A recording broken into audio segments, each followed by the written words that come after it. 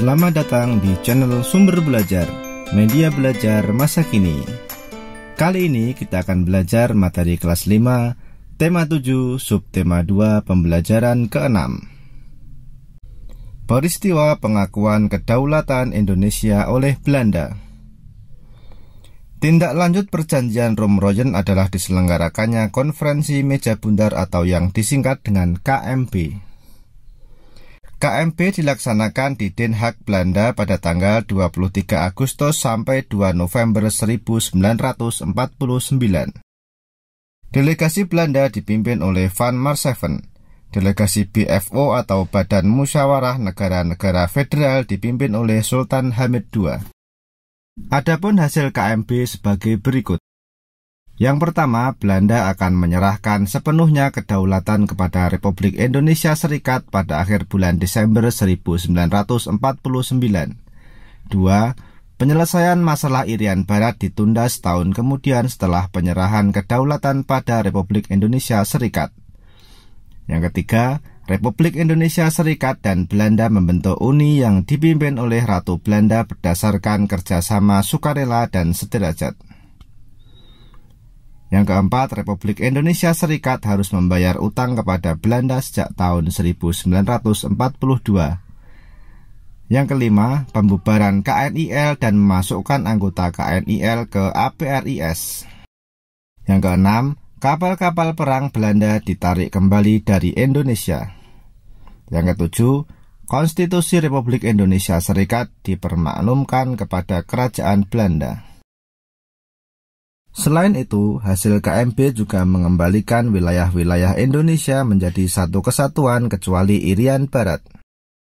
Sesuai hasil kesepakatan dalam KMB, pada tanggal 27 Desember 1949, diadakan upacara pengakuan kedaulatan dari pemerintah Belanda kepada Republik Indonesia Serikat. Namun sebelumnya pada tanggal 17 Desember 1949, diadakan pelantikan Presiden Republik Indonesia Serikat yaitu Insinyur Soekarno. Pada tanggal 20 Desember 1949, Dr. Andes Muhammad Hatta dilantik sebagai Perdana Menteri Republik Indonesia Serikat. Pengakuan kedaulatan Indonesia dilaksanakan di Belanda dan di Indonesia.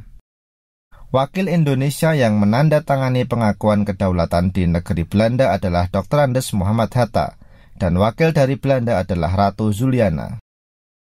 Adapun proses penandatanganan di Indonesia, pihak Belanda diwakili oleh Loving, dan wakil Indonesia adalah Sultan Hamengkubuwono ke-9. Dengan adanya pengakuan kedaulatan tersebut, berakhirlah penjajahan dan kekuasaan Belanda atas Indonesia. Peristiwa tersebut juga menandai berdirinya Negara Republik Indonesia Serikat atau RIS. Pada pembelajaran kali ini, kita juga akan menyimak lagu Syukur. Mari kita simak lagu berikut ini.